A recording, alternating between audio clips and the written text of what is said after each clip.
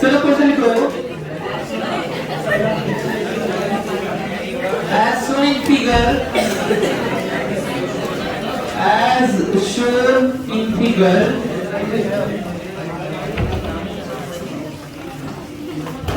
as shown in figure, find position of center of mass.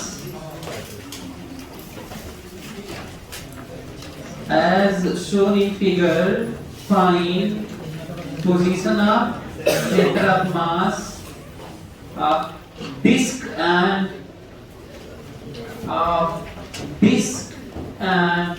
square plate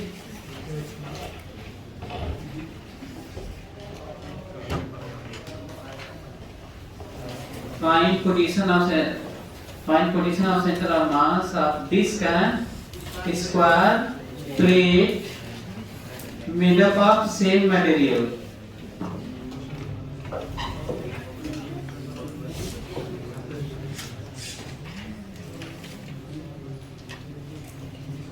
Made up of same material.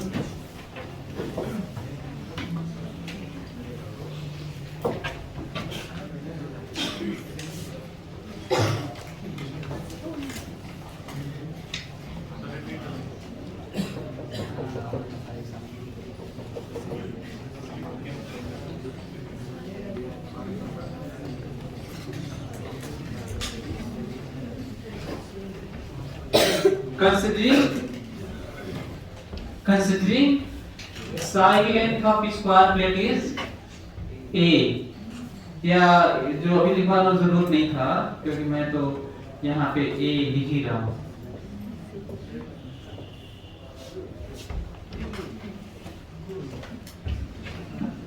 Same sheet से कटा हुआ ये दोनों आपको centre of मास बताना है और ये मैं बता चुका हूं कि किस तरीके से कई ऑब्जेक्ट का सेंटर ऑफ मास बताते हैं। और ऑब्जेक्टिव क्वेश्चन मैं पूछ लेता हूं इससे पहले कि आप लोग निकालें। दो चीजें होती हैं, तो ऑब्जेक्टिव अप्रोच होता है, ऑब्जेक्टिव क्वेश्चंस होते हैं, कॉन्सेप्ट्स स्टेटमेंट्स होते हैं ऑप्शंस में, और एक होता है एग्जैक्ट वैल्यू होती है, और एग्जैक्ट वैल्यू में फिर वो आसान और टफ भी होता होगा। तो यदि मैं ऑब्जेक्टिव क्वेश्चन के नाम लूं तो एग्जैक्ट निकालने की जरूरत नहीं है। तो ऑब्जेक्टिव क्वेश्चन का आंसर बताइए। Centre of mass of this two objects will lie, पहला ऑप्शन इनसाइड डिस्क, दूसरा इनसाइड स्क्वायर प्लेट, तीसरा at the meeting point touch point, और चौथा it depends on side length of square plate. ये बताइए inside square plate, inside square plate why? क्योंकि sir इसका मास क्या है मास ज्यादा होगा थोड़ा सा, और इसका रेडियस तो वही है a है, तो इसकी तरफ से उसका रेडियस a/2 है। एक्चुअली देखो इसको इस क्वेश्चन में अक्सर बच्चे पूछते हैं, कहते हैं कि सर ये तो दे दिए ए लेकिन इसका नहीं दिए। तो फोटो से आपको आइडिया लगाना, कई बार अरेंजमेंट और उससे भी आइडिया लगाना होता है। तो इसका डायमीटर कितना है a, तो रेडियस a/2 है ना। तो एक तो ये है जो बच्चे मिस्टेक करते हैं, पूछते हैं कि इसका नहीं मालूम तो कैसे क्या करें। तो साफ दिख रहा है कि डायमीटर a है सामने ऐसे, और रेडियस a/2 है। दूसरा ये देखो, ये स्क्वायर प्लेट में से ही काट के बनाया गया है। किसमें से काट के बनाया गया है? स्क्वायर प्लेट में से काट के बनाया गया है। थोड़ा थोड़ा काट दिए हैं तो ये बना है। और तीसरा पॉइंट, इस पॉइंट से सेंटर ऑफ मास डिस्क का a/2 दूरी पर है, और इस टच पॉइंट पे इसका भी a/2 दूरी पे है। दोनों का a/2 दूरी पे है। ये A है तो सेंटर ऑफ मास यहाँ से कितना दूरी पे है? इतना बताने के बाद आप कह सकते थे कि स्क्वायर प्लेट में है, नहीं तो आप ऐसे नहीं कर सकते। तो यहाँ से कितना दूर पे सेंटर ऑफ मास है इसका? a/2, और ये कितना दूरी पे? a/2, और मास इसका ज्यादा है और इसका मतलब सेंटर ऑफ मास बीचों बीच नहीं होगा, थोड़ा सा उधर होगा, थोड़ा सा उधर होगा बस, क्योंकि बहुत ज्यादा मास का डिफरेंस है भी नहीं। Got it? तो ये तो पता चला कि ये स्क्वायर प्लेट के अंदर होगा, पर ये कहना जरूरी था कि दोनों तरफ उतना ही डिस्टेंस है। यदि आप ये नहीं कर रहे थे तो आप गलत कर रहे थे तब। तो ये है कि सेंटर ऑफ मास दोनों का कंबाइंड स्क्वायर प्लेट के अंदर होगा। अब बताना है एग्जैक्ट वैल्यू। चलिए बताइए 1/2 minus pi by 8 a by pi by 4 plus 1। कहां से बताना पड़ेगा? तो याद है ना मैं कहा था कि सेंटर ऑफ मास बताने से पहले आपको ये बताना होगा कि बता कहां से रहे कांटेक्ट पॉइंट से। कांटेक्ट पॉइंट यहां से बता रहा हां आगे इधर की तरफ कितना 1/2 minus pi by 8 a by pi by 4 plus 1। Calculation mistake, ये सही हो गए, मिस्टेक हो गया। हाँ सभी लोग करें। और एक और चीज, हाँ स्पीड के नाम पे कहा हूं कि घर पे आप काम करिए, क्लास में काम करिए, टेस्ट में तो करते ही होंगे। 1 मिनट के अंदर करना है, 1 मिनट आराम से नहीं करना है। माना टेस्ट में हर क्वेश्चन को टेस्ट मिलो, हर टीचर के क्वेश्चन को टेस्ट मिलो, हर सब्जेक्ट के क्वेश्चन को टेस्ट मिलो, और सब एक दूसरे को असिस्ट करेंगे। स्पीड बढ़ाओगे फिजिक्स में तो ऐसा नहीं कि केमिस्ट्री में घटेगा, ठीक है? तो फिर केमिस्ट्री में भी बढ़ता ही है, सब जगह बढ़ेगा। जल्दी हाँ आया उसके पॉइंट और उससे सेंटर यहाँ से हाँ 4a by pi plus 4। हाँ ये सही है शायद। बाकी जल्दी से करो, देखो ये दो बच्चों का आ गया है। a/2 pi minus 4 upon a/2 bracket of pi minus 4 upon pi plus। ये सही है, ये भी सही है। कहाँ से बता रहे हैं तो बताइए कांटेक्ट पॉइंट से। सभी लोग जल्दी करो।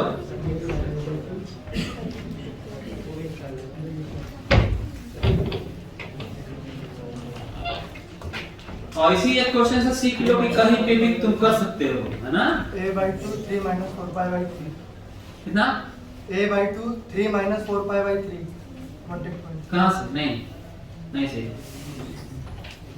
इसका मतलब आप ये भी कर सकते हैं कि देखिए फार्मूला पता है, लगा रहे होंगे, कैलकुलेशन मिस्टेक हो रहा है तो दिक्कत नहीं है। आया वही बस कैलकुलेशन आगे वही pi minus 4 minus pi by 2 pi plus 4 into 8।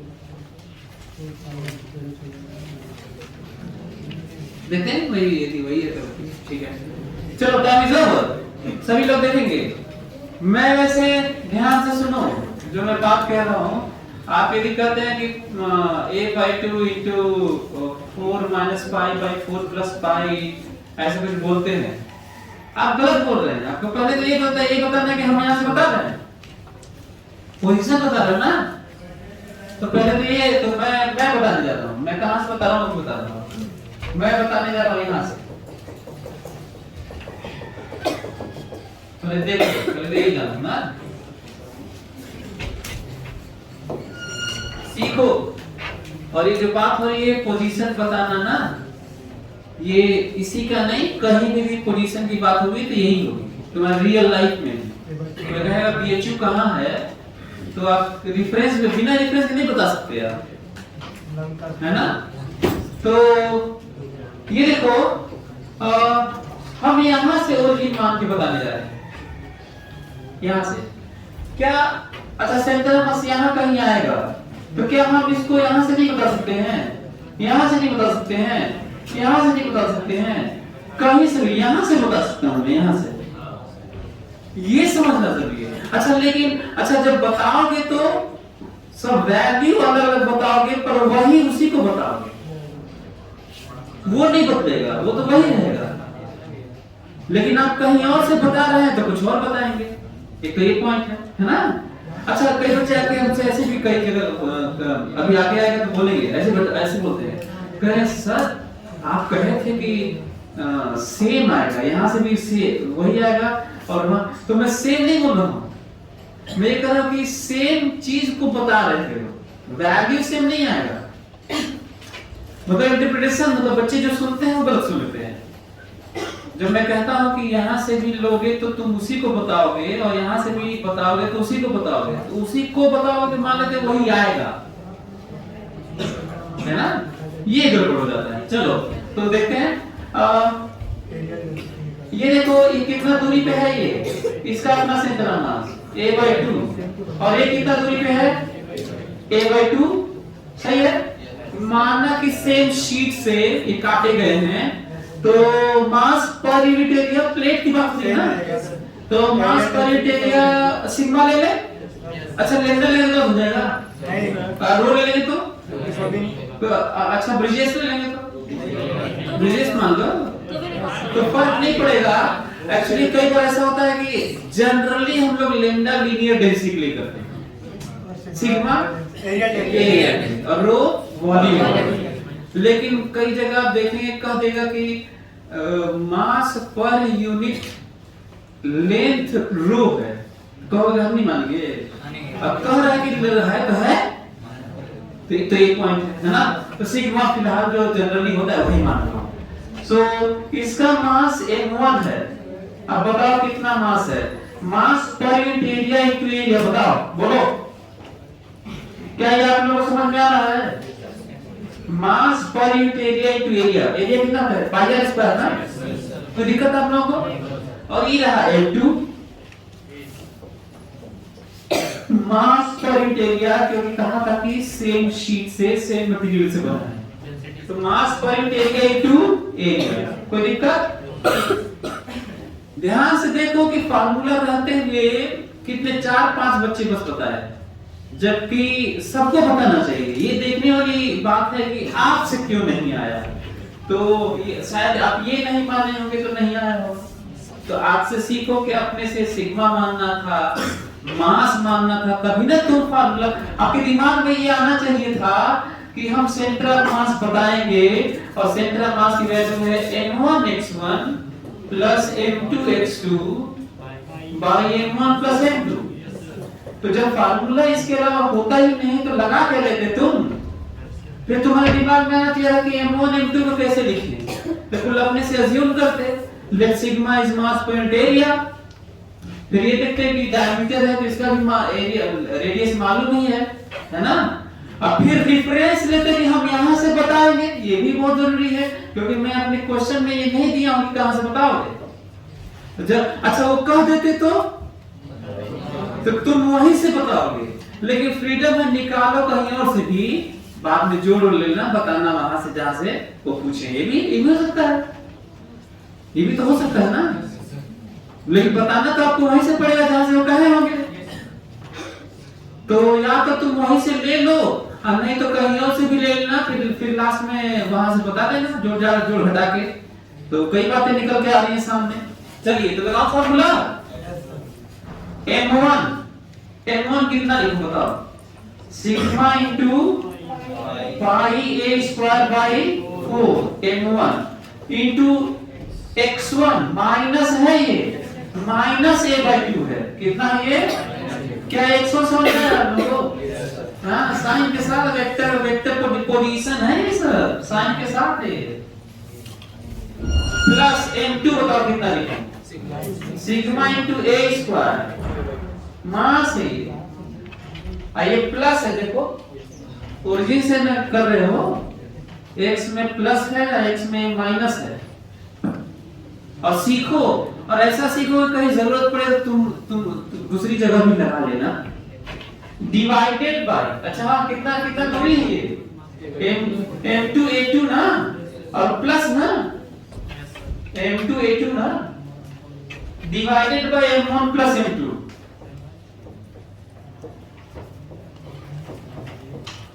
आप लोगों को नहीं लगता कि जो माने थे कुल कैंसिल हो गया, सिग्मा माने थे ना अलग से, करो कैंसिल हो गया, और उस टर्म में आएगा रिजल्ट, उस टर्म में आएगा जो दिया गया है।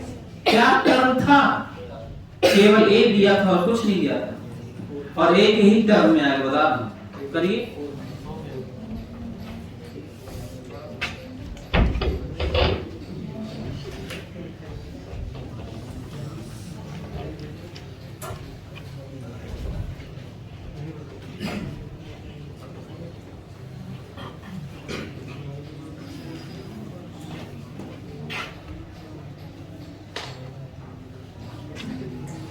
वैल्यू आ गया आप लोगों का, आप लोगों को आया होगा 4 minus pi by 4 plus pi a/2 आया?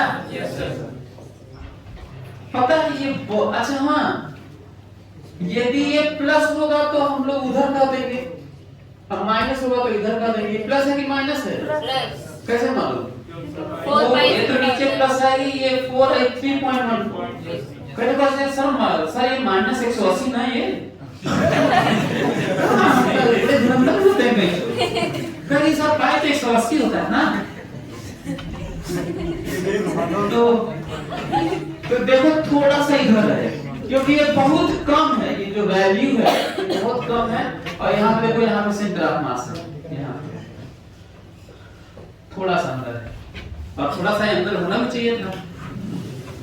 अच्छा हाँ, जो क्वेश्चन आज तक ये तो पढ़ाता रहा, लेकिन जो क्वेश्चन आज तक नहीं बात किया वो बात कर लेता हूँ, लगे हाथ हैं।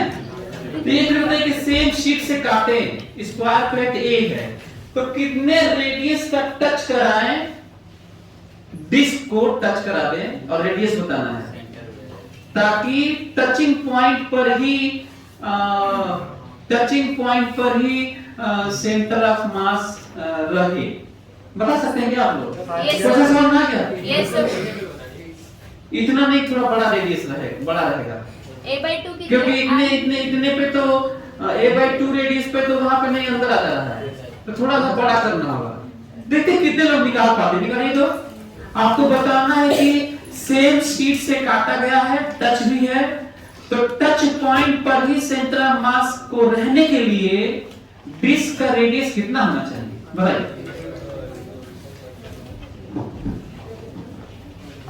R equals to a/√pi. हाँ? a/√pi. a/√pi। अच्छा क्वेश्चन है, बढ़िया। तो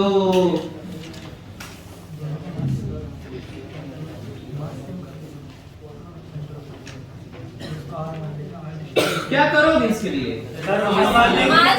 कहोगे कि यहीं से मेजर कर लेते हैं, 0 होगा, और ये वाला तो सिग्मा पाई r स्क्वायर ना, r मानोगे ना इसको तो, और यहाँ पे माइनस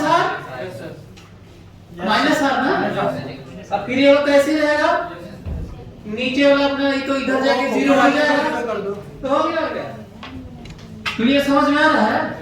जब इधर 0 कर दिए तो नीचे वाला लिखने की जरूरत भी तो नहीं है, तो जाके 0 ही हो जाएगा, तो आप कर लीजिए। अच्छा हाँ, एक और चीज यार मैं भूल गया बताना, कि जो सेंटर ऑफ मास का पोजीशन है जो निकला है, मैं कह देता नहीं, आप हमको यहाँ से इस P पॉइंट से बताइए, कोऑर्डिनेट बताइए। पिछला वाला क्वेश्चन जो दिया था, ये वाला नहीं, तो क्या नहीं बता सकते हो? Yes sir. बताओ कोऑर्डिनेट बताओ। यदि x ये P पॉइंट से ये x है और ये y है, तो बताइए कोऑर्डिनेट बताइए, सेंटर ऑफ मास का कोऑर्डिनेट बताइए इस P पॉइंट से। जानते हो ये वाला दूरी उतना ही रहेगा जो आया है, और y वाला a/2 रहेगा, y वाला a/2 रहेगा। समझ में आ रहा है? This and this. So what is this? वो जो निकाले हो, what is this? a/2। समझ में आ रहा है? अच्छा मैं कहूँगा नहीं, डिस्क के सेंटर ऑफ मास, डिस्क के सेंटर से बताइए कि दोनों का मिला के सेंटर ऑफ मास कहाँ है। क्या करोगे मालूम है? यहाँ से निकाले हो ना, a/2 क्योंकि तुम कहाँ से निकाले? यहाँ से निकाले हो ना, तो यहाँ से दूरी मालूम ही है, सेंटर ऑफ मास का कहाँ आ रहा है देखो। तो क्या उसमें a/2 जोड़ लोगे तो यहाँ से नहीं बता दोगे? अच्छा मैं कहूँगा कि स्क्वायर प्लेट के सेंटर से बताइए, तो स्क्वायर प्लेट के सेंटर से दूरी बताइए, तो जो ये आया है a/2 में से हटा लेना, ये दूरी आ जाएगा। दूरी बताना है, साइन के साथ नहीं, दूरी इधर दूरी। क्लियर हो रहा है क्या आप लोगों को? अच्छा क्या जो बताओगे वो सेम बताओगे? सेम नहीं, लेकिन सेम पॉइंट को बताओगे, दोनों में अंतर है। मतलब आप सेम चीज को बताएंगे, सेम पॉइंट को बताएंगे, पर जो वैल्यू बताएंगे वो तो अलग अलग बताओगे ना। वो तो अलग अलग जगह से बता देता, अलग अलग तो बता देगी। तो एक तो ये है जो आपको सीखना था। क्वेश्चन की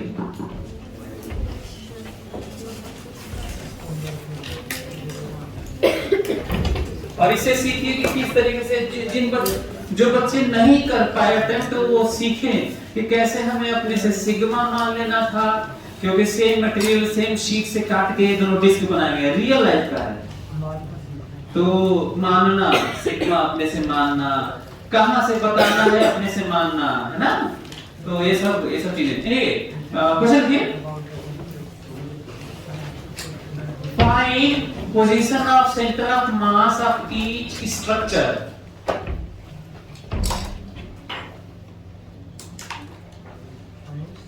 Find position of center of mass of each structure.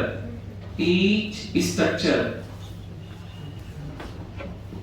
सभी रॉड मास m और लेंथ l के होंगे और यूनिफॉर्म होंगे, ठीक है। चलो ये देखो तो पहला वाला है ये मास m लेंथ l, मास m लेंथ l। दूसरा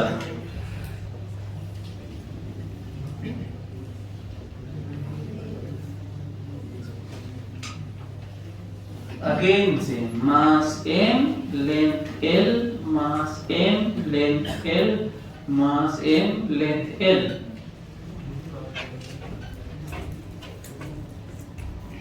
तीसरा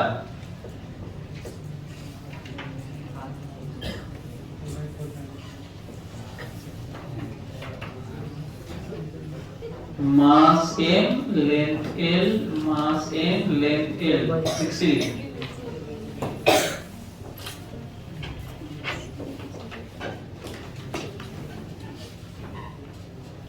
मास m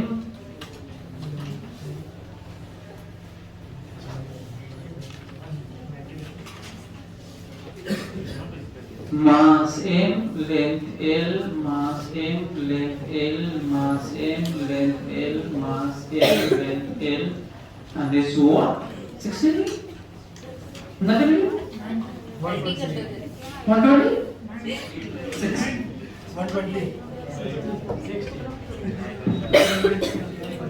वैसे मैं इस तरह के स्ट्रक्चर कितने बना सकता हूँ? सब बिल्कुल बना सकता हूँ। A B C D E F G H I J बिल्कुल बना सकता हूँ।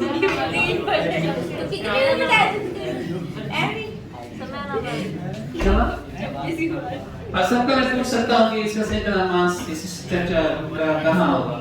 तो अब ऐसा ना हो कि पूरा क्लास में केवल वही पढ़ने लगे। एक बार हम लोग सीख जाएंगे तो फिर सबका हम लोग निकाल सकते हैं। चलिए करिए जल्दी से।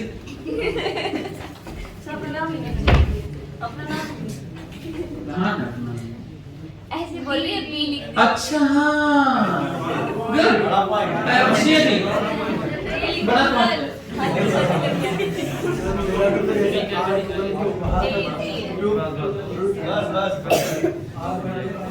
चलो जल्दी से सभी लोग निकालो इसका, जल्दी से निकालो सभी लोग। और निकालने में पहला ही ये है कि आप बताएंगे कि हम यहाँ से बता रहे हैं। कम से कम आप इस चीज का ध्यान रखें। L/2 √2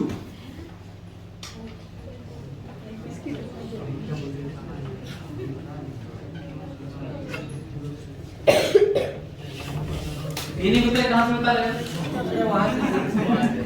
करने सर वहां से बता रहे हैं।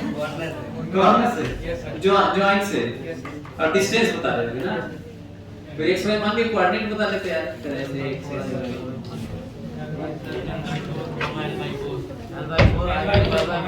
L/4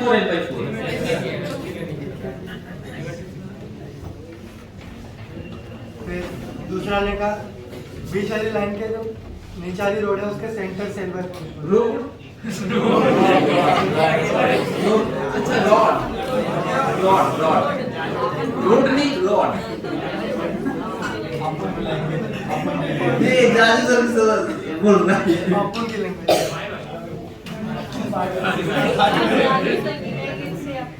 कौन सा स्टेट कौन सा है आपका? मध्य प्रदेश, मध्य प्रदेश। हाँ।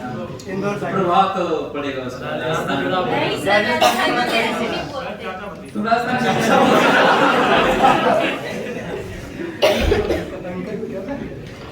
राजस्थान में टीम के हुए हो। हम लोग कहते हैं जयपुर गया था वहाँ पे हम लोग पराठा बोलते हैं ना, वहाँ परांठे परांठे पराठे परांठे।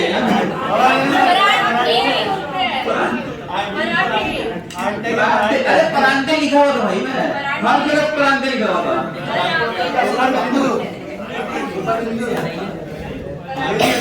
इधर देखो पहला आ गया आप लोगों का।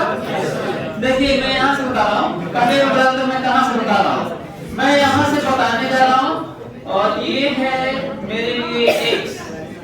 अच्छा क्वेश्चन में नहीं था, मैं अपने से बताने जा रहा हूँ। हालांकि क्वेश्चन में ये हो सकता है, मैं जानबूझ के आप लोगों को इस बात को महसूस करवाना चाहता था कि आप अपने से डिसाइड करके बता के कहें कि हम यहाँ से बता रहे हैं।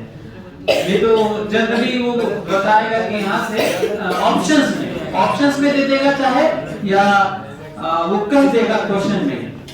इधर देखो तो इस रॉड का अपना सेंटर ऑफ मास यहाँ पर है जिसका कोऑर्डिनेट है, बात मत करो वेट, कोई बात नहीं करेगा।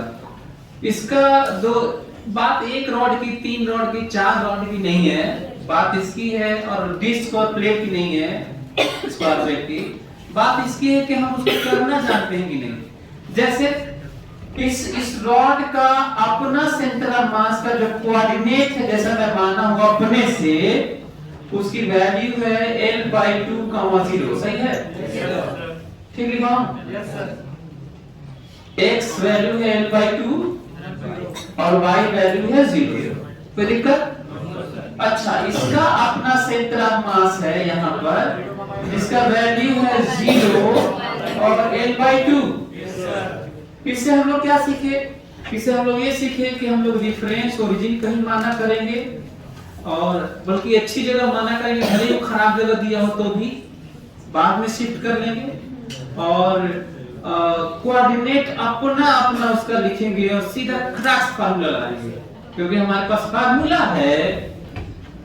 फार्मूला है HCM का फार्मूला है M1x1।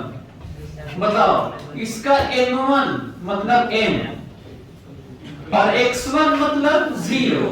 बोलो ठीक लिखा हूं देखो तो। अच्छा XCM निकालना हो फिर YCM भी निकाल लूंगा।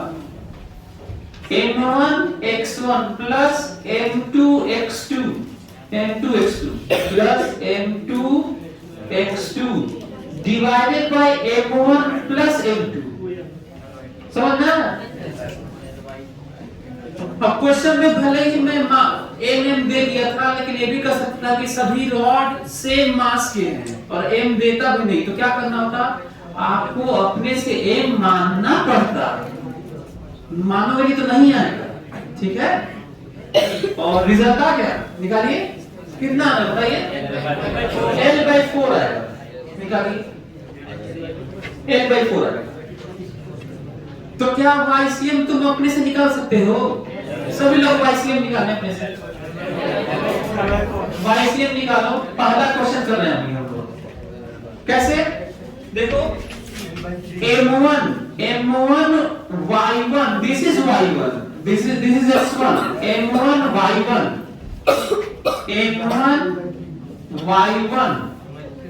Plus M2 Y2 plus M2 Y2, ये Y2 है। केवल मैं फार्मूला लगा रहा हूं। By M1 plus M2 answer आया L/4। तो यही रिजल्ट है L/4, L/4। ठीक है? यदि कोई कहे कि दोनों रॉड के ज्वाइंट से कितनी दूरी पे है, तो जानते हो कितनी दूरी पे है? देखो ये L/4 यहाँ और L/4 ऊपर, देखो यहाँ पर है। देखो दिस इज सेंटर ऑफ मास। समझ में आ रहा है क्या आप लोगों को? तो बताओ ये L/4 है और ये L/4 है, तो ये दूरी नहीं बता दोगे?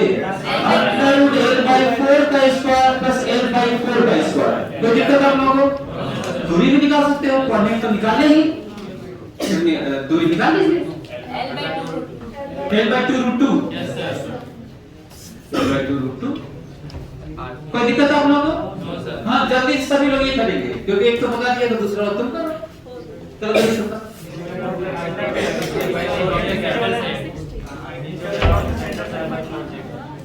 L/3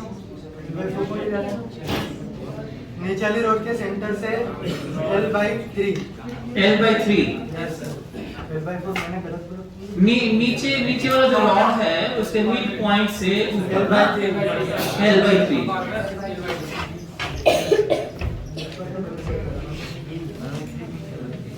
दो जो का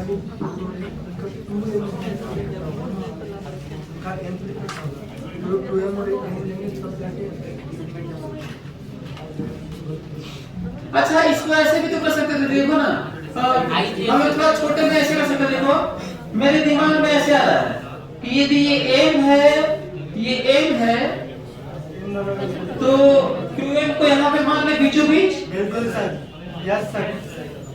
यदि ये m है तो यहाँ पे क्या मान ले? एकदम बीच में ऊपर नीचे नहीं, बीच में यहाँ पे 2m मान ले और फिर इसको भूल जाना, तो यहाँ पे 2m है और इसका भी अपना यहाँ पे m है और बीच में दूरी कितनी है? L/2। तो फिर लगा लेना m1 x1 m2 हाइट वाला तो भी आ जाएगा। अच्छा है, नहीं तो ऐसे कर लो, सिमेट्रिकली पूरा दिख रहा था तो मैं ऐसे मान लिया, this is x this is y ना।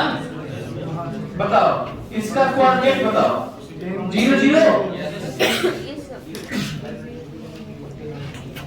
भाई वहीं से ना मिड पॉइंट से माना अपने से। अच्छा यहाँ मानता तो नहीं सही होता, कर लेता ये x है ये y है तो नहीं होता, यहाँ से लिखते सबका सेंटर, सबका अपने अपने सेंटर का कोऑर्डिनेट लिखते, कहीं से भी बताते यार, इसमें क्या दिक्कत है?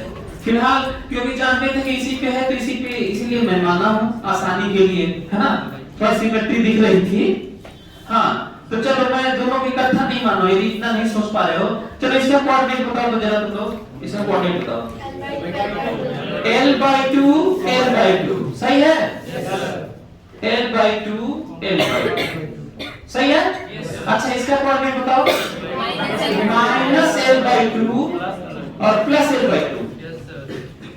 क्या ये आप लोगों को समझ में आ रहा है? आपने लगा कि कोऑर्डिनेट जब तीनों का लिख ही लिए हो तो फार्मूला क्यों लगाओगे? हैं? फार्मूला लगा दो, x वाला भी फार्मूला लगा दो, y वाला भी लगा दो। x वाला लगाओगे तो 0 आना चाहिए, वो तो दिख भी रहा था वैसे। y वाला लगाओगे थोड़ा आएगा कुछ, जल्दी लगाओ। x वाला तो 0 दिख ही रहा था।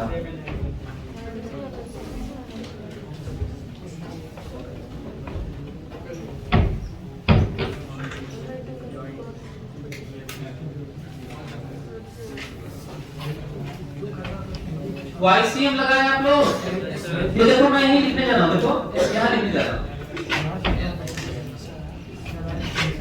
और एक और ये भी लिख देता हूँ।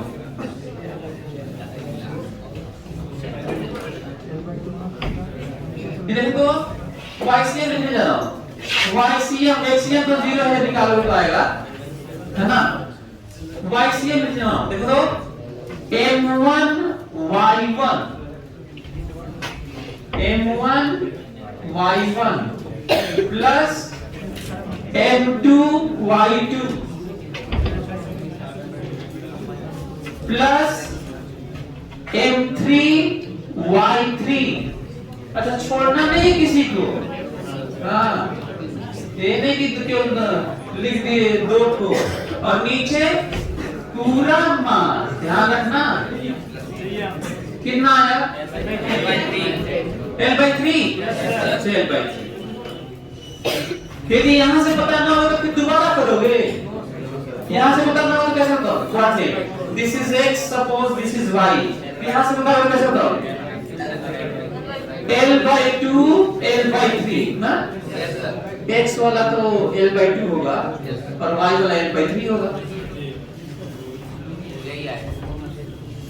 हाँ अच्छा हाँ तो कितने लोग अच्छा कितने लोग इसको बिना पेन चलाए बता सकते हैं इसका सेंट्रल मास बताइए 0, L/3/4 उस वाले को इस वाले कौन से L/3/4 इसी L square by 4 minus H square by 6 y axis पे यूज under root by दूरी बताया दूरी L/3/4 by 4 रूट 3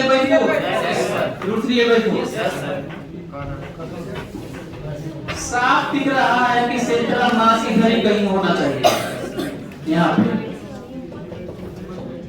मेरे दिमाग में आ रहा है कि यदि इसका अपना सेंट्रल मास बीचों बीच है इसका अपना सेंट्रल मास बीचों बीच है तो इनका अपना मिला के सेंट्रल मास यहाँ पे कहीं होगा ना बीचों बीच होगा ये समझ में आ रहा है आप लोगों को अब हमको ये बताओ ये दूरी कितनी है बताओ L/2 है और ये एंगल कितना है 30 डिग्री बोलो ये एंगल कितना है 30 डिग्री और ये कितना है L/2 है तो ये कंपोनेंट नहीं ले लोगे ये दूरी वाला L/2 cos 30 बोलो L/2 cos 30 आंसर आया फर्स्ट सिमेट्री का यूज किया बाकी तो आपके ऊपर है कोऑर्डिनेट लिख के अपना कर ही सकते हैं तो मैं मान के चलो कि ये वाला निकाल लेंगे आप लोग हम लोग एक कठिन L by है 4 ये वाला नो सर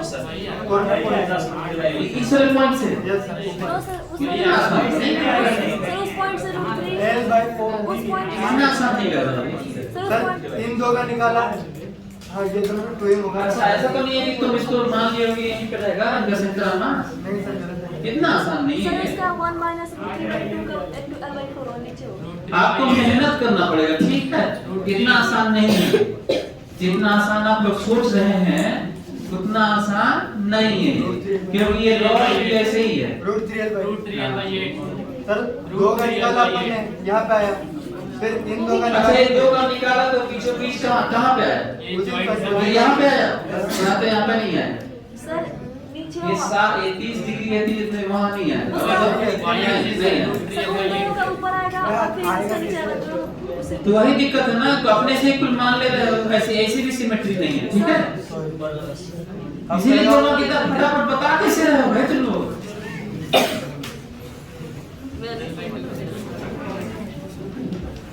तुम लोग देखो मैं बता रहा हूँ फट से बताओगे ना तो चट से गलत हो जाएगा बता रहा हूँ हाँ क्योंकि यहाँ पे इतनी सिमेट्री नहीं है कि खटाक से बता देंगे एंगल 30 डिग्री है कुल मिला के मैं बताना चाहता हूँ कि आपको ऐसे करना ही पड़ेगा ऐसे ठीक है ऐसे करके लेना ही होगा चाहे यहाँ पे ले लीजिए यहाँ पे लेंगे तो आसान नहीं है वैसे क्योंकि अभी दिक्कत है अभी इसके बारे में इनका अपना सेंट्रल मास पोजीशन लेना है उसके रिस्पेक्ट में आसान थोड़ी है आसान अभी भी नहीं है वो वहाँ तो नहीं निकला कपाट हाँ तो इसका ख्याल रखिएगा मेहनत करिएगा निकालिएगा निकाला जा सकता है समझ में आ रहा है इसका मेहनत करना होगा अब एक काम करिए ना हमें तो लगता है कि क्या दिक्कत है क्यों ना सही में यही लिया जाए थोड़ा हमको तो लग रहा है कि ऐसे लेने में थोड़ा आसानी होगी ये लेने में थोड़ा ज्यादा सोचना पड़ेगा क्या बल्कि ऐसे करेंगे तो क्या होगा थोड़ा से इसका लिख लेंगे थोड़ा से इसका लिख लेंगे इसका थोड़ा लिखने में दिक्कत होगी तो ऐसा कर देंगे कि भाई इसका कंपोनेंट यहाँ पे करके घटा देंगे समझ में मैं क्या बोल रहा हूँ L/2 अच्छा ये देखो ये 60 डिग्री है तो ये 30 डिग्री है अरे 30 है तो ये कितना है ये भी 30 है और ये भी 30 है ना तो L/2 cos 30 तो x हो जाएगा यहाँ से और y वाले के लिए थोड़ा मेहनत करना होगा L में से घटाना होगा L sin 30 बोलो L cos 30 और ये L sin 30 शायद x वाला ये 30 है ना L/2 देखो L/2 sin 30x होगा और y वाला होगा L minus L cos 30 समझना ना आपको तो ऐसे करके हम लोग सबका कोऑर्डिनेट लिखेंगे सर ऐसा कर सकते हैं क्या कि m मास है तो इसको ब्रेक करके m/2 इसके इसका नहीं मास को ब्रेक नहीं कर सकते आप दोनों का एम ही लेना पड़ेगा। नहीं, वहाँ कोऑर्डिनेट लेना होगा, मास ब्रेक नहीं, मास ब्रेक वाला कॉन्सेप्ट नहीं है, मास का कंपोनेंट नहीं होता है, पोजीशन होता है। तो हमको लग रहा है कि आप लोग ट्राई करिएगा इसको। अच्छा, एक तो बहुत पॉपुलर क्वेश्चन है, कई बार पूछा जा चुका है, कई बार जी मेन में, और बहुत पॉपुलर क्वेश्चन, इसको मैं रस्सी से हैंग करना चाहता हूँ और बताना है कि वर्टिकल से कितना एंगल। मतलब देखो सॉल्यूशन तो बड़ा लंबा दिए हैं, मैं बहुत छोटा सॉल्यूशन बताऊंगा, तो फटाक से इसे देख के बता दूंगा। क्वेश्चन ऐसे सुनिए, क्वेश्चन लिखिए जरा।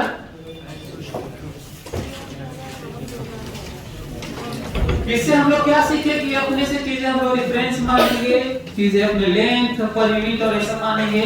और तो आपको बताना ये है कि यदि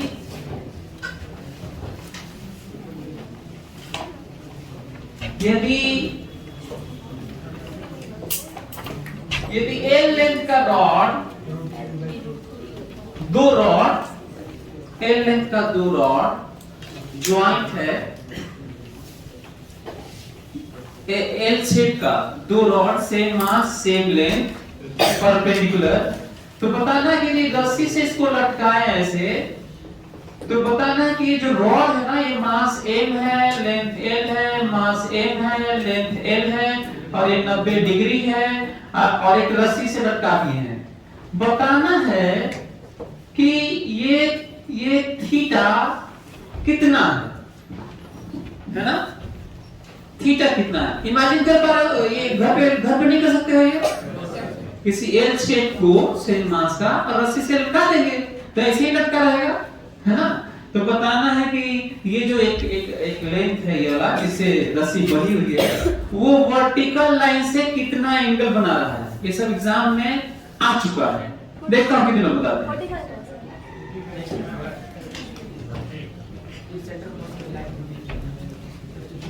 इसको बहुत सारे लोग बड़ा लंबा सॉल्व किए हैं, मैं आपको छोटे में बताऊंगा, एक लाइन में बताऊंगा जल्दी। अच्छा, 45 डिग्री आप लोगों को इसलिए लग रहा है कि फोटो वैसे ही लग रहा है, ऐसे कि लग रहा है कि ऐसे हो जाएगा ये, तो ये एजेड है, तो cos inverse centre of mass, centre of gravity cos inverse 1/4 1/4 आ रहा है। अच्छा, याद नहीं आ रहा इसका जो है, सेंटर ऑफ मास है तो सेंटर ऑफ वो करके आंसर बताइए, ठीक है अभी, क्योंकि एक लाइन में आएगा आंसर।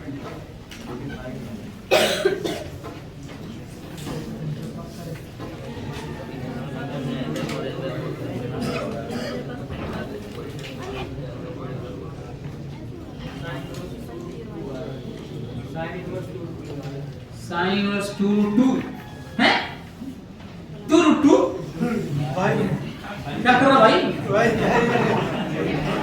पूरा साइंस को ध्वस्त कर दिया, और मैं 100 से मजा गया, सब आ गया। आविष्कार कर रहा है 1/2√2, हाँ देखते हैं, tan इनवर्स 1/3 tan इनवर्स 1/3 किसका था।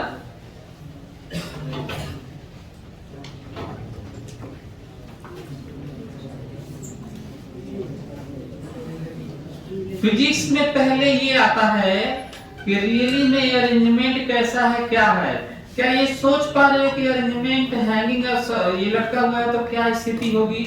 जब तक ये नहीं सोचोगे ना तो इतना लंबा होगा, पहले तो आएगा नहीं तुमसे, और आएगा भी तो इतना लंबा होगा कि आप यदि अच्छे से नहीं सोचे होगे तो, है ना, ले मान अप्रोच लगाओगे तो बहुत लंबा हो जाएगा, फिर बहुत सारी चीजें माननी होगी। तो थोड़ा सोचो, देखो कि अपने घर पे एक्सपेरिमेंट कर भी सकते हैं, एल शेप का ऐसे ना रस्सी से लटका रहे हो। किसी में तुम्हें जानते हो क्या सिखाया जाता था, चलो टाइम इज ओवर, किसी में तुम्हें क्या सिखाया जाता था मालूम है, कोई जरूरी नहीं है कि जो फोटो बना है ना वही फोटो पे सोचो, यदि उसी फोटो पर सोचोगे तो तुमसे नहीं आएगा। मैं बताता हूँ, नया फोटो बनाऊंगा, जान बूझ के, देखो जान बूझ के गड़बड़ टाइप का बनाया भी था, तेरे को ऐसे ऐसे और ऐसे,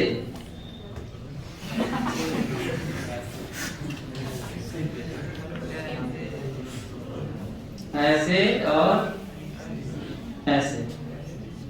ये देखो रस्सी से लटका हुआ था, ये रस्सी से लटका हुआ था। ये लाइन ऐसा होना चाहिए था कि सेंटर ऑफ मास से पास करता। क्यों? क्योंकि एक कई चीजें इसे सीख सकते हो किसी भी बॉडी का, क्योंकि अब हम लोग डायमेंशनल बॉडी पढ़ रहे हैं, है ना, रिजिड बॉडी, कॉम्बिनेशन ऑफ, है ना, सिस्टम ऑफ पार्टिकल्स पढ़ रहे हैं, सिस्टम ऑफ ऑब्जेक्ट्स पढ़ रहे हैं। तो जब free body diagram as a whole study करना होता है पूरे डायमेंशनल बॉडी का, तो mg सेंटर ऑफ मास पे लगता है और अगले चैप्टर में भी ये रहेगा और कहीं पे भी यही रहेगा।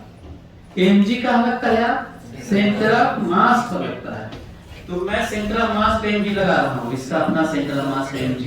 अब हमको ये बताओ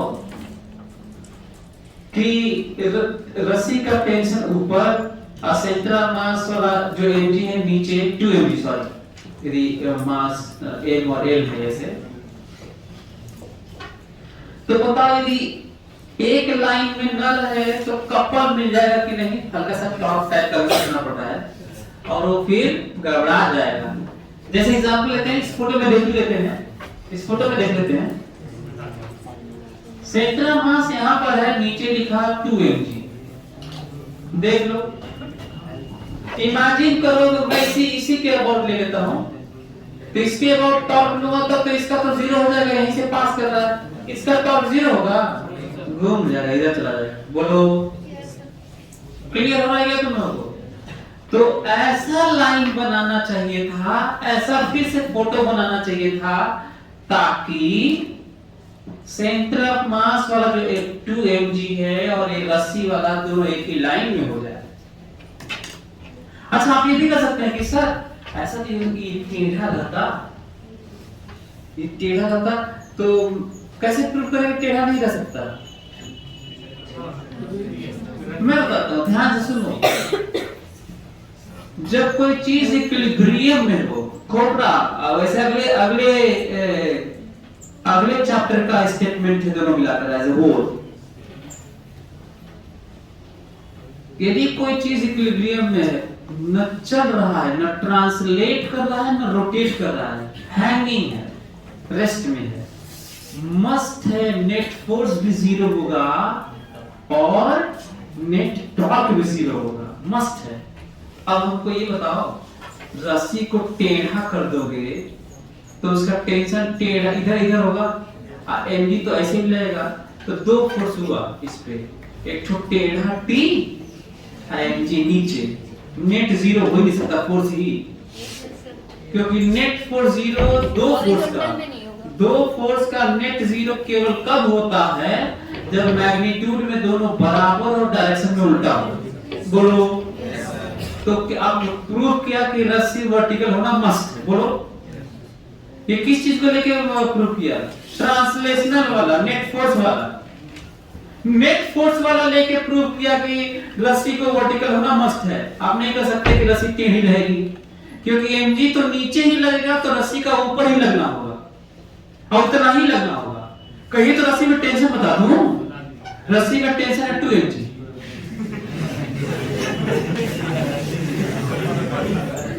कैसे मालूम रस्सी में टेंशन है 2 mg? नेट फोर्स 0 होना था, अरे नीचे 2 mg लगा तो ऊपर 2 mg होना चाहिए। अब टॉर्क वाली बात आ गई तो वो भी मैं बात यहाँ पे कर चुका हूँ, कोई दिक्कत है आप को? हाँ, तो आंसर आ गया। जानते हैं कैसे? बताता हूँ, यही ना थीटा बताना था तुम्हें। ये देखो, अब हमको ये बताओ कि ये रहा L/4 और ये रहा L/4, याद है तुम लोगों को? है? ये L/4 है कि नहीं? अच्छा, ये भी L/4 है कि नहीं? तो जरा बताओ ये कितना है? 3L/4। और ये कितना है यार, जो बोला था L/4 है। tan थीटा आया कि नहीं? tan थीटा का कितना? L/4 perpendicular by base bye 3L/4 कितना आया? 1/3 और आंसर tan इनवर्स 1/3 और बहुत अच्छे क्वेश्चन में से है ये, जिसमें से मैं बहुत सारी बातें किया, मतलब कॉन्सेप्ट के नाम पे बहुत सारी चीजें बताया। मैं ये कहा कि मैं रस्सी को टेढ़ा क्यों नहीं मान सकता। हमको तो नहीं लगता कोई टीचर डिस्कशन इसमें ये भी किया होगा कि रस्सी को टेढ़ा भी की बात कर सकती है, वो सीधा मान के अपना सॉल्यूशन दे दिया होगा। तो ये प्रॉब्लम है, जबकि आपके अंदर ये होना चाहिए मैं पॉसिबिलिटी कि टेढ़ा भी एक संभावना है, क्यों नहीं है ऐसे।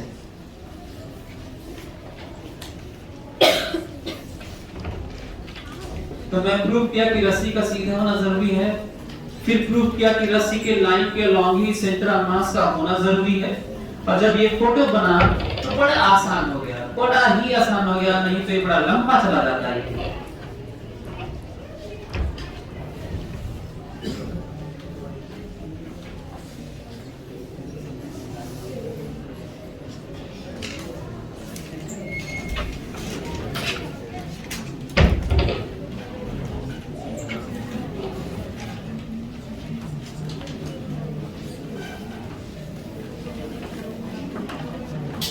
इसमें कई चीजें और भी पता चली कि कहीं पे खासकर रोटेशनल वाले में यदि हमें कहीं पे फ्री बॉडी डायग्राम बना के हमें टॉर्क और एक बराबर एक ट्रांसलेशनल मोशन को स्टडी करना होगा, तो एमजी मस्ट कहाँ लगाना होगा, सेंटर ऑफ मास पे।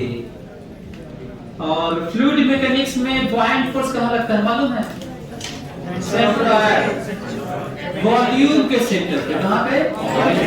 वॉल्यूम के सेंटर पे बॉयंट फोर्स लगता है, और किधर की तरफ लगता है? ऊपर। और एमजी कहाँ लगता है? सेंटर ऑफ मास पे, और किधर? नीचे। तो ये कई बातें हैं जो आप लोगों को ध्यान रखना होगा। अब हम लोग कॉन्टिन्यूअस बॉडी के नाम पर कुछ बातें हम लोग कर लेते हैं। ये सब देखिए आप लोग लोग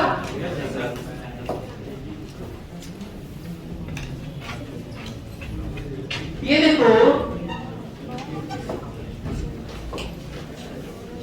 यदि रिंग हो, यदि रिंग है तो सेंटर मास इसका कहाँ होगा? सेंटर पे। ये जी मेन एडवांस में आएगा। ये तो पता ही है, कितना हल्का थोड़ी है। हमको तो लगता है कि कुकुर भी बता देगा इसको, ये बहुत आसान है ना।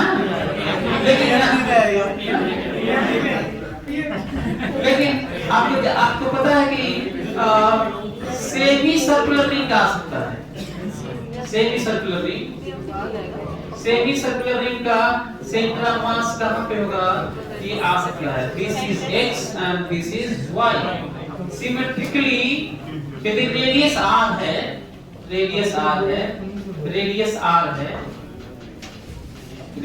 r है, तो सेंटर ऑफ मास इसका सिमेट्रिकली ना इधर होगा ना इधर होगा, इसी में कहीं ऊपर होगा। यहाँ पे नहीं होगा, यहाँ पे तो थोड़ा सा ऊपर होगा, और सेंटर ऑफ मास होगा यहाँ पे होगा, यहाँ पर। ये भी ओरिजिन मान ले तो इतने हाइट पर होगा जिसमें x की वैल्यू 0 होगी, पर YCM दिख रहा है, और होगा 2r/π पे। कितना ऊंचा होगा? सेंटर जो कंप्लीट सर्कल वाला सेंटर उसे 2r/π पे होगा। यदि ये देखो, यदि डिस्क हो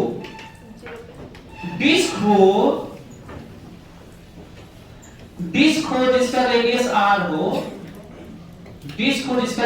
हो, तो इसका सेंटर ऑफ मास कहां पे होगा? सेंटर पे। जे मेन और एडवांस में आएगा ये तो जानते ही होगे, कुकुर भी बता देगा ये। लेकिन ये वाला आ सकता है, ये क्या है? सेमी सर्कुलर डिस्क है। क्या है ये? सेमी सर्कुलर डिस्क है, और इसका सेंटर ऑफ मास कहां पे होगा? आ सकता है। अच्छा, ये देखो हॉलो स्फीयर है। क्या है ये? हॉलो स्फीयर है। Hollow thin sphere, very thin. Centre of mass कहाँ होगा? सेंटर जेब में ना रखना है।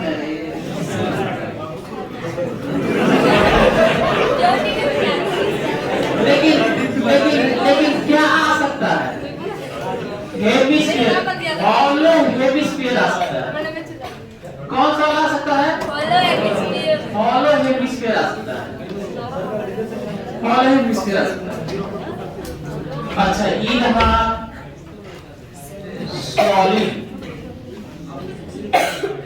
Solid hemisphere, solid sphere. ये सॉलिड स्फीयर का सेंटर ऑफ मास कहाँ होगा? जेब में ना रखना। जानते हो बे? हाँ? प्रदीप भी बता दे। अच्छा।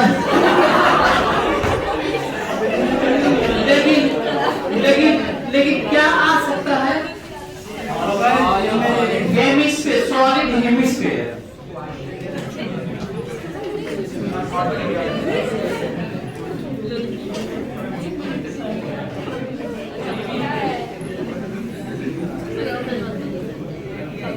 सॉलिड हेमिस्फीयर आ सकता है।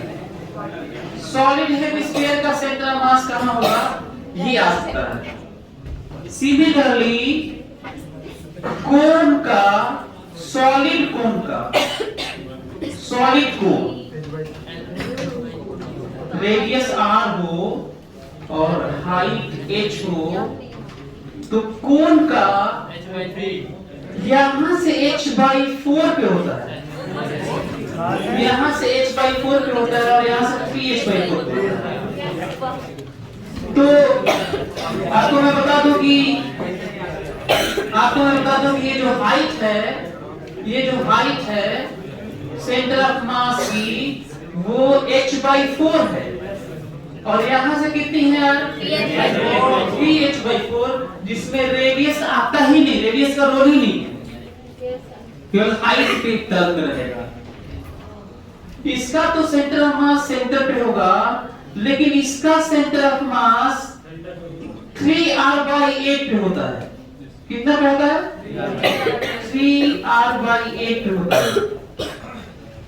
मतलब 3r/8 मतलब यहाँ पे 4 होता ना, 4 होता तो r के बीच में होता, यहाँ पे 3 की जगह 4 होता, तो r जो ये r है ना रेडियस, उसके बीच में होता, लेकिन थोड़ा नीचे क्रॉस चेक के नाम पे, और थोड़ा नीचे इसलिए है क्योंकि उस r/2 वाले से नीचे ज्यादा मास है, ऊपर कम, ऐसे सोच के क्रॉस चेक के नाम पे बता रहा हूं। ये भाई यदि मैं r/2 सोचूं, देखो ऐसे मैं r/2 सोचूं तो बताओ ऊपर मास कम कि नीचे मास कम?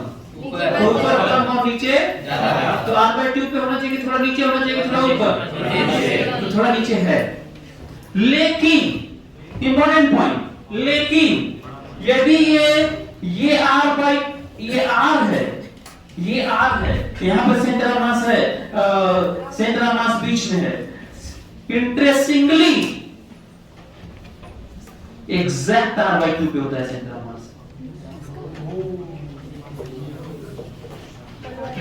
हॉलो हेमिस्फीयर का एग्जैक्ट r/2 पे होता है, क्योंकि ये एरिया है ना इस बार, तो जितना आपको नीचे लग रहा है वहां वॉल्यूम में तो मास है नहीं, तो जितना इस तरह का मास ऐसे होता है, यदि मैं r/2 से सोचूं, r/2 से सोचूं, तो अब ये देखने वाली बात होगी, क्या ऐसा तो नहीं है कि मास दोनों का बराबर है? ये भी एक इंपॉर्टेंट पॉइंट है। ये भी हो सकता है कि मास बराबर ना हो पर दूरी कुछ गड़बड़ हो, है ना, दूरी से भी तो हो सकता है भी। तो ये है, और इस तरह का एक्सप्रेशन आता है कि एग्जैक्टली बीचों बीच होता है, बाकी न इसका बीचों बीच होता है, न इसका बीचों बीच होता है, न इसका बीचों बीच होता है। अब ये है कि ये वाला सेंटर ऑफ मास तो यही है, पर ये सेंटर ऑफ मास कितना ऊंचाई पे है, तो ये सेंटर ऑफ मास यहीं पे है, और जिसकी वैल्यू है ऑब्वियसली YCM है, और ये दूरी है 4r/3 पाई, 4r/3 पाई। तो जल्दी से आप लोग इन सब का लिख लीजिए, और क्वेश्चन तो और भी चीजें निकाली जा सकती हैं, लेकिन आप लोगों को कम से कम इन सबको याद भी रखना चाहिए। और ये केवल याद ही नहीं करवाऊंगा, हम लोग इसको करेंगे भी कि ये सब आया कैसे। सॉलिड है। इसको सॉलिड हेमिस्फीयर, कौन सॉलिड है कि hollow? Solid cone, solid cone, solid cone, hollow के लिए this is solid hemisphere,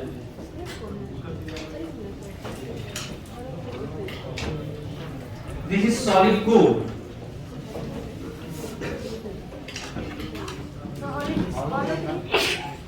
hollow के लिए यहाँ से नीचे h/3, वहां से 2h/3 ऐसे होता है।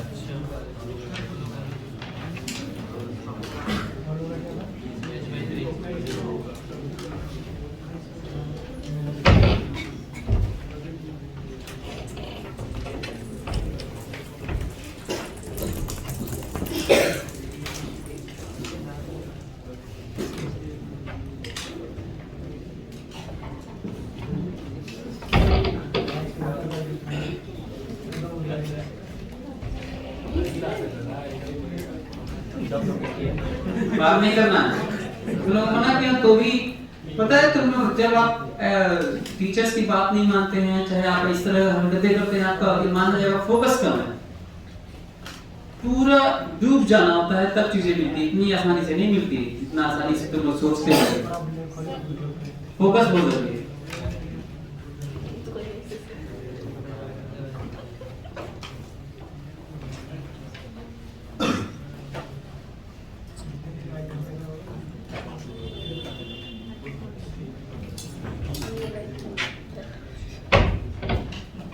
अब इसका वो रोटेशनल में 3r/8 या कहीं सेंटर ऑफ मास में यहाँ वहाँ बड़ा सीधा डायरेक्ट यूज करेंगे हम लोग। इनका ये दिख रहा है, ये डायरेक्ट यूज करेंगे। एग्जांपल लेते हैं, यदि मैं कोन को यहाँ से पकड़ के हैंग कर दूं, कोन को मैं कहीं किनारे यहाँ से पकड़ के हैंग करूंगा तो कैसे रहेगा? इधर से पकड़ के हैंग करूंगा तो भी ऐसे रहेगा, लट्टू की तरह। लेकिन मैं यहाँ से पकड़ के जब रस्सी से हैंग करूंगा तो क्या ये अच्छा क्वेश्चन नहीं है कि स्लैंट एज वो कितना एंगल बना रहा है, ऐसे टेढ़ा रहेगा ना वो? इमेजिन कर पा रहे हैं आप लोग? इसको मैं यहाँ से पकड़ूं और ऐसे हैंग कर दूं रस्सी से, तो रॉड की तरह, वही वाले की तरह क्वेश्चन बनेगा फिर तो इसका मतलब अच्छा क्वेश्चन है फिर कि कैसे एंगल क्या बन रहा है ना?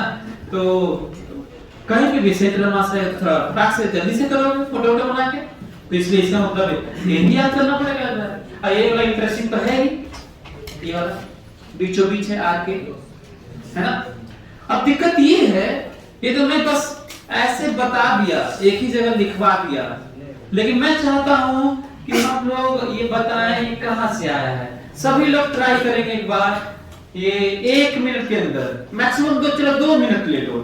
चलो जल्दी से सेमी सर्कुलर रिंग का सेंटर ऑफ मास निकालो, जो कि हम लोग जानते हैं ऑलरेडी, जो मैं लिख दिया हूं। चलिए सेमी सर्कुलर रिंग का, बल्कि इसको प्रूव करना कहेंगे कि प्रूव करिए कि 2r/π के होता है। चलिए सभी लोग करेंगे कि सेमी सर्कुलर रिंग का सेंटर ऑफ मास 2r/π के होता है।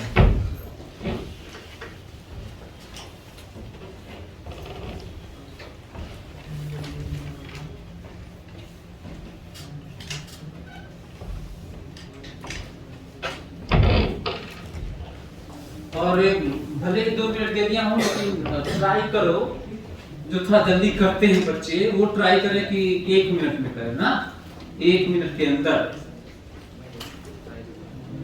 जो थोड़े कमजोर हैं 2 मिनट, जो जिनसे आएगा ही नहीं पर वो कुछ करें और फिर देखेंगे कहाँ रुक गए।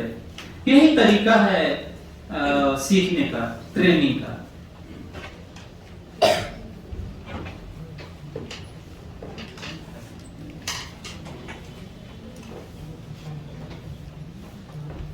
अच्छा ये आ चुका, ये वाला आ चुका है, कौन वाला आ चुका है? जिनको जो जानते थे फटाक से अपना मार दी, है ना?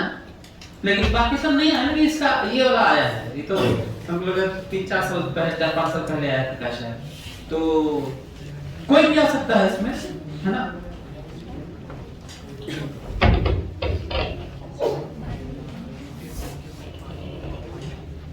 और h/4 टाइप का याद रखोगे। तो और h/4 कैसे याद रखोगे भाई, जिधर भारी है उधर ही से ना भाई, इधर से h/4 थोड़ी होगा। सोचने में भी ठीक लग रहा होगा कि इधर से h/4 नहीं, बीच से नीचे की तरफ जिधर ज्यादा मास होगा उधर की तरफ होगा। और बाई 4 याद रखना है, h/4। तो दूसरा वाला बचा हुआ अपने आप 3h/4 होगा और ऐसे याद रखना है ना। ये वाला भी, ये सेंटर से 3r/8 है। यदि मैं इसको उल्टा ऐसे कर दूं और कर दूं कि जमीन से कितना हाइट पे, देखो हेमिस्फीयर ऐसे रहे, तो मैं कह दूं कि सेंट्रल मास कितने हाइट पे है, तो ये थोड़ी ना 3r/8। आंसर कितना आ जाएगा 5r/8 ना। ऐसे रखेंगे तो, और ऐसे रखेंगे तो 3r/8। तो ये भी तो जरूरी है, मतलब सेंटर से ऐसे याद रखना है। चलिए जल्दी से शुरू करिए, कम ऑन जल्दी। किसी का आया क्या? Yes sir. आ गया? एक बच्चे का आया यार, जल्दी करो। कम से कम 10 को करना चाहिए था यार।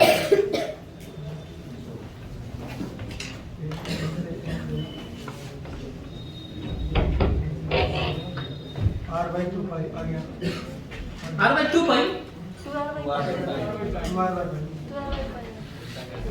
कुछ भी बोल रहे हो। r/2 पाई बोल के करेंगे, हाँ वही 2r/5। नहीं सर वो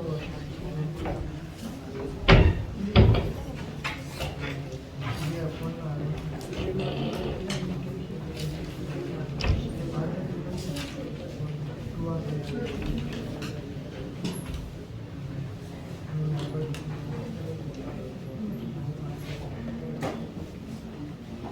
चलिए मैं बताता हूँ, सभी लोग देखेंगे।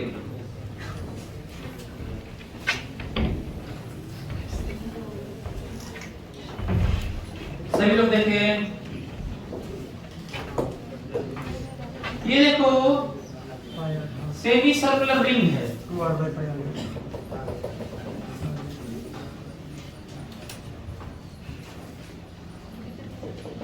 यहां से रेफरेंस ले लिया गया है ताकि हम सीधा कर दें ऐसे और ऐसे ना। जितना मास इधर है उतना मास इधर है, इसलिए इधर उधर तो नहीं हो सकता, इसी में कहीं ऊंचाई पे होगा। ठीक है, तो पहले ही साफ दिख रहा है एक्सियम 0 है।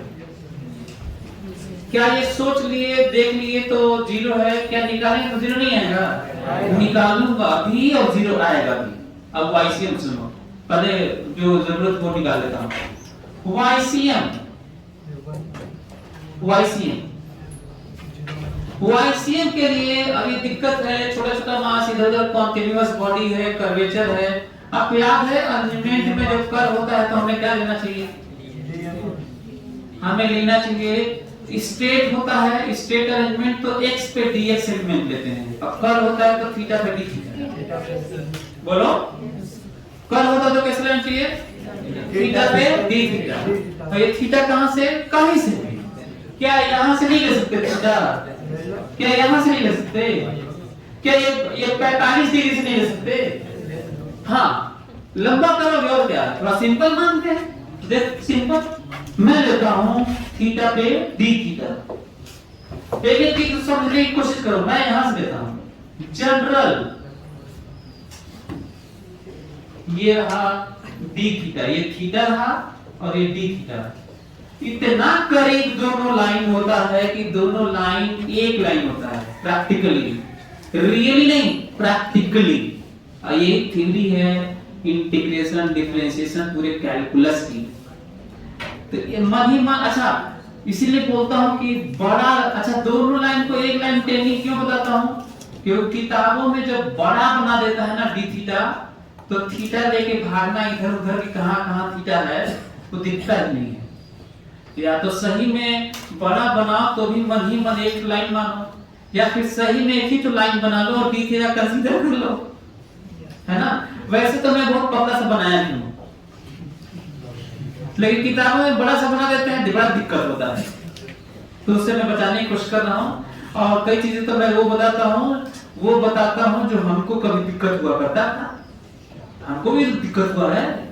हम ऐसा थोड़ी कि सर्वज्ञानी थे, कुछ चीज जानते ही थे और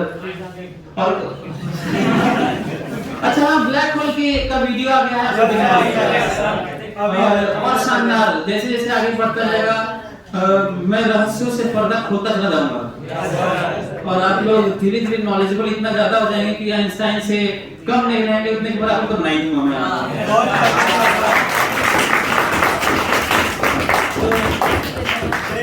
अच्छा ताली बजा दी ठीक है, लेकिन देख लेना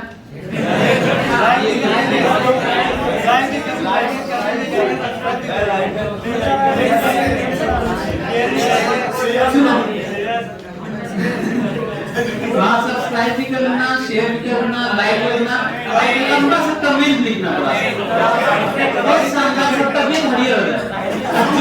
जो जितना ही अच्छा कमेंट लिखेगा मैं उतना ही उसे दुआ दूंगा कि उसका आईटी में हो जाए। अच्छा लंबा नहीं, ये लेकिन 3 लाख लगे लिखने, लंबा नहीं, अच्छा थोड़ा लंबा। चलो इधर देखो, सर आप कर दे पूरे हो कमेंट की बहुत ये देखो छोटा सा एलिमेंट है ये, और क्योंकि अरेंजमेंट अभी भी लाइन के लॉन्ग है, अभी भी एरिया नहीं है, बस कर्व है, तो अभी भी मास पर यूनिट लेंथ ही चलेगा। बोलो क्या चलेगा? मास पर यूनिट लेंथ ही चलेगा। पहले तो ये जानो, तेरी एल मानते हो तो ठीक, और नहीं तो लेम्डा मानते हो तो ठीक, दोनों से लेके चल सकते हो, तुम्हारे ऊपर है। तो मैं लिखता हूं लेम्डा, बल्कि लिख देता हूं कन्वर्जन, लेम्डा बराबर total mass by total length. क्या ठीक लिखा हूं? देखो तो, देखो बताओ ये पूरा लेंथ कंप्लीट सर्कल का कितना लेंथ होता है? तो आधा लेंथ कितना? तो total mass by total length ठीक नहीं लिखा हूं, कोई दिक्कत? तो या तो एम लेके चल सकते हो बाद में लास्ट में। हाँ ठीक। तो एक तो ये, दूसरा ये भी बताओ ये लेंथ है कितना, जल्दी बताओ ये लेंथ कितना है? आर डी थीटा है। कितना लेंथ है? मास कितना है? dn। मास कितना है? तो mass per unit length multiply by length, सही है? एक्सप्रेशन देखो YCM, ऊपर है dm YCM divided by dn, कोई दिक्कत? ऊपर में मास पोजीशन के प्रोडक्ट का इंटीग्रेशन या समेशन या एडिशन, और नीचे टोटल मास का एडिशन। ये फार्मूला है, मैं आपको कोई चीज बता नहीं रहा हूं। चलो एलिमेंट जो लिया हूं, ये जो एलिमेंट लिया हूं, अच्छा ये एलिमेंट देखो कैसे लिया हूं, मैं यहां से चला था छोटा छोटा एलिमेंट लेते हुए, छोटा छोटा एलिमेंट लेते हुए, छोटा छोटा एलिमेंट लेते हुए यहां पहुंचना था आपको, ताकि मैं सारा एलिमेंट ले लूं। कौन सा एलिमेंट है? इनफाइनाइट कंटीन्यूअस एलिमेंट है। तो बताओ डीएम की जगह क्या लिखूं? ये जो डिफरेंशियल मास दिया है लेम्डा आर डी थीटा, बोलो लेम्डा आर डी थीटा, ये डीएम है। अच्छा वाईसीएम जब बताओ तो ये भी आर ही है ना? अच्छा ये थीटा है तो ये भी तो थीटा है, क्योंकि जो डी थीटा है उसका कोई मतलब एक लाइन है, उसी का डिस्कशन कर रहा था। इतना करीब है कि डी थीटा सोचना ही नहीं है, ये थीटा तो ये भी थीटा। अब बताओ ये आर है तो ये आर साइन थीटा है और ये आर कॉस थीटा है। भाई बात चाहिए था ना आपको, r cos theta divided by again lambda r d theta, सही है? अब रखना है लिमिट, बिना लिमिट के वैसे भी फिजिक्स नहीं करना है आपको, तो लिमिट रखना है। मैं अब बताओ लिमिट रखने के लिए क्या, अच्छा किसका लिमिट रखना है? थीटा। और चलाना किसको? डिफरेंशियल वाला पार्ट डीएम को चलाना है। चलो ये एरो देखो रेफरेंस इधर है, पीछे आता हूँ, लोअर लिमिट के लिए पीछे आना होता है, ये तो जनरल है, पीछे आता हूँ यहाँ पे, थीटा कम हुआ, थीटा कम हुआ, थीटा 0 हो गया, थीटा माइनस हो गया, यदि इधर प्लस माने हो तो इधर क्या है, तो थीटा और माइनस हो गया, थीटा और माइनस हो गया, थीटा और माइनस हो गया। अब इसके नीचे तो नहीं जाओगे ना, तो जब ये वाला एलिमेंट ले रहे हो तो थीटा कितना वैल्यू ले रहा होगा, -π/2, कितना -π/2, ये लोअर लिमिट है। और लेके हर डीएम को लेके जब यहाँ पे पहुंचे, और रेफरेंस यही है, तो कितना, जब ये वाला ले रहे होगे तो कितना ले रहे हो, +π/2। क्या ये आप लोगों को समझ में आ रहा है? तब तो यहाँ पे सोचने की जरूरत नहीं हो रही है। आपको पता है इसकी जगह यदि हम लोग m लिखते तो यहाँ पे भी m/πr लिख लेते और यहाँ पे भी, और काम हो जाता। नीचे यहाँ पे सीधा m ही लिख देते ना, यहाँ पे तो m ही आना था, तो लेम्डा की जगह क्या रख सकते हो, m/πr, बोलो। तो जल्दी से लेम्डा की जगह m/πr रखो, और ये इसको इंटीग्रेशन की जरूरत भी नहीं पड़ेगी, हालांकि करोगे तो m ही आएगा, हालांकि इसको करोगे तो m ही आएगा। और जल्दी करो सभी लोग, और देखो कि वो जो आया, जो कहे थे, जो लिखे थे वो आ रहा है कि नहीं, सभी लोग इंटीग्रेट करो। लेम्डा की जगह m/πr लिखो, यहाँ पे लेम्डा की जगह एक total mass by total length लिखो, लेम्डा की जगह total mass by total length लिखो। हालांकि इसको नहीं भी लिख सकते थे, क्योंकि यहाँ पे नीचे टोटल मास होता है तो m भी लिख सकते थे, ध्यान रखो, याद रखो इसको, कि नीचे m भी लिख सकते थे फिलहाल इस केस में।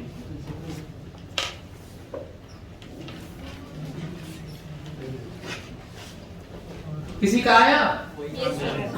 कितने लोग रेज करना, कितने लोग आ गया? आधे भी नहीं यार, आधे से थोड़ा कम ही है। सब कुछ बताने के बाद भी तुम लोग इंटीग्रेशन में, अच्छा फिजिक्स सब नहीं है, ठीक है, फिजिक्स यहीं तक था। इसके बाद ये इसको रखना, लेम्डा की जगह m/πr रखना, और कैलकुलेट करना, और वो रिजल्ट तक पहुंचना, सब मैथ्स है।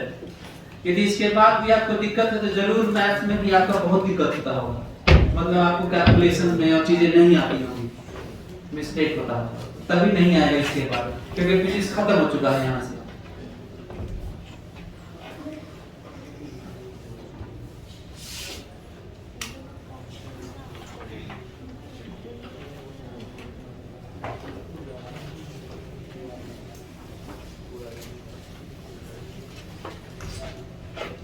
अच्छा ये बताओ, यदि मैं आपसे ये कह देता कि केवल क्वार्टर पार्ट है,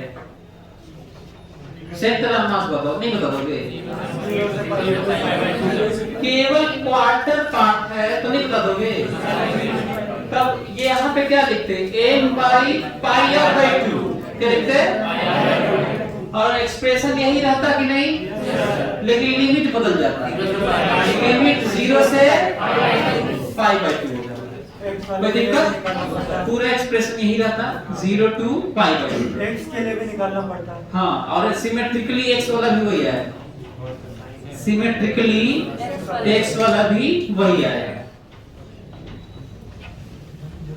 तो अच्छा, किताबों में एक और तरीका दिया हुआ है, जानते हैं? ऐसे कर रहे कि इधर थीटा लेके और इधर भी थीटा लिए रहते हैं, कहते हैं इधर भी थीटा लेंगे, कहते हैं कि ये भी एक थीटा है, और कहते हैं कि दो तो है, इन दोनों डीएम का सेंटर मास यहाँ पे आएगा। तो बताओ तब थीटा को कैसे चलाओगे, यदि दोनों को ले लिए तो थीटा का 0 to π/2 चलाओगे तो उधर भी तो पूरा चला जाएगा। तो ये मिस्टेक होता है बच्चों से, तो ज्यादा अच्छा है एक ही लेके चला लो, -π/2 से π/2 एक लेके चलाओ, फील होता है कि x कट गया, ऐसा भी फील हो रहा है। हाँ।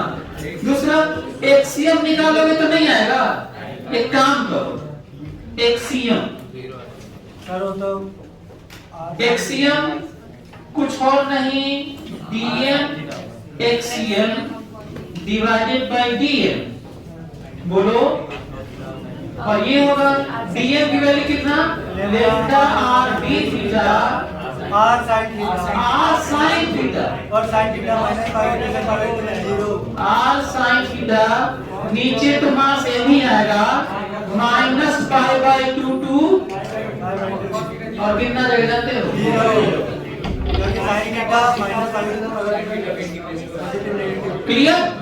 ऐसा नहीं कि सोचे तो जीरो लिख दिए हैं, निकालेंगे तो जीरो आएगा, निकालेंगे तो जीरो आएगा। अच्छा यदि मैं ये कह दूं कि ये केवल क्वार्टर पार्ट है, तो कितने लोग बिना कैलकुलेशन के बता देंगे सेंटर मास कहां होगा, बताइए। आंसर होगा x कोऑर्डिनेट होगा 2r बाय पाई और y कोऑर्डिनेट होगा 2r बाय पाई, दोनों कोऑर्डिनेट 2r बाय। इतना जल्दी कैसे बता दिया, क्योंकि वो अपने सेंटर ऑफ मास, क्योंकि इस इधर का अपना सेंटर ऑफ मास कहीं हाइट पे होगा और इसका इधर कहीं सेंटर ऑफ मास उतने ही हाइट पे होगा, इसीलिए ना यहाँ पे कहीं होगा। तो इसका यदि ये पहले बताओ कि इसका अपना उतना ही हाइट पे ना हो, नीचे हो, तो इसका भी नीचे होगा और नीचे होगा तो नेट भी तो नीचे वही रहेगा, बराबर नहीं हो जाएगा। कितने लोगों को मेरी बात समझ में आ रही है। मैं ये कह रहा हूँ कि इधर का नीचे मान लोगे तो उधर का भी तो नीचे ही मानना होगा। अब दो पॉइंट मास का सेंटर मास बीचों बीच हो जाएगा तो गड़बड़ा गया ना। तो इसका मतलब साफ है कि क्वार्टर का भी लिख सकते हैं आप, फोटो बना के फोटो बना लो क्वार्टर का, और कोऑर्डिनेट है 2r by pi 2r by pi, लिखो कोऑर्डिनेट, क्वार्टर पार्ट बना लो रिंग का।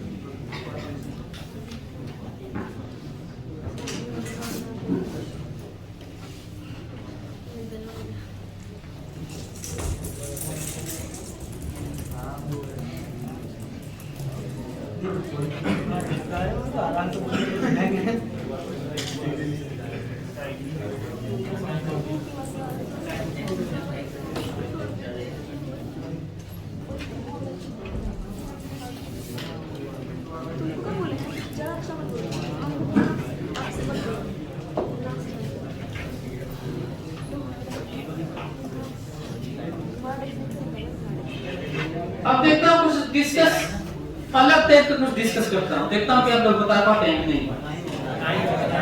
टाइम हो गया, हाँ तो अलग टाइप को सुन लो।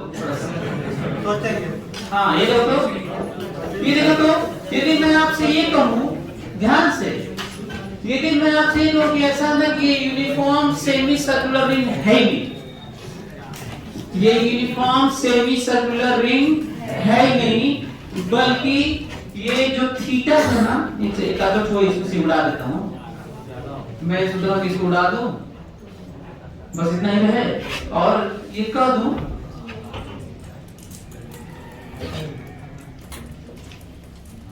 यदि मैं आपसे ये कह दूं कि लेम्डा जो थीटा एंगल पे लेम्डा है वो लेम्डा नॉट कॉस थीटा है। किसका मतलब लेम्डा वेरिएबल है थीटा के अनुसार। सबसे ज्यादा लेम्डा कहाँ है, फोटो में बता सकते हो?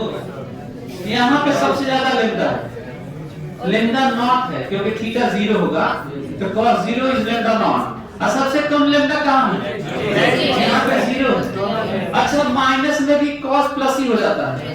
इसका मतलब वेरिएबल लीनियर डेंसिटी का है कि नहीं? ये ज्यादा मास यहाँ पे है कि ज्यादा मास इधर है?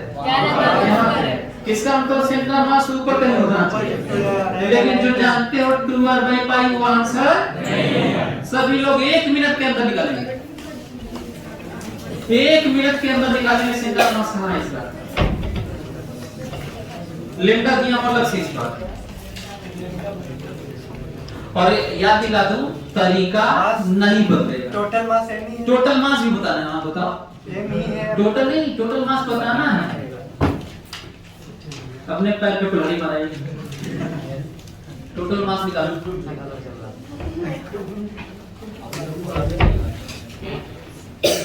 इस सेमी सर्कुलर रिंग का टोटल मास भी बताना है और सेंट्रल मास का पोजीशन भी बताना है, दोनों बताना है।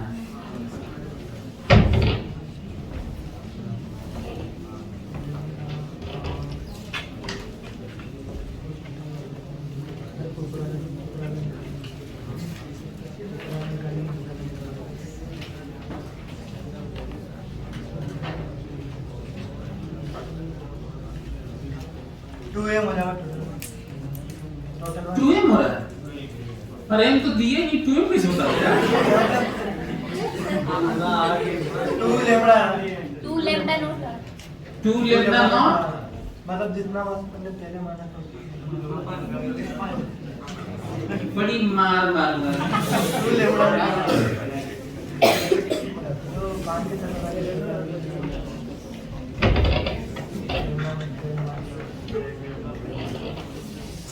आप लोगों को जो बच्चे नहीं कर पा रहे हैं बैठे हुए उनके लिए बता दूं, तरीके नहीं बदलते।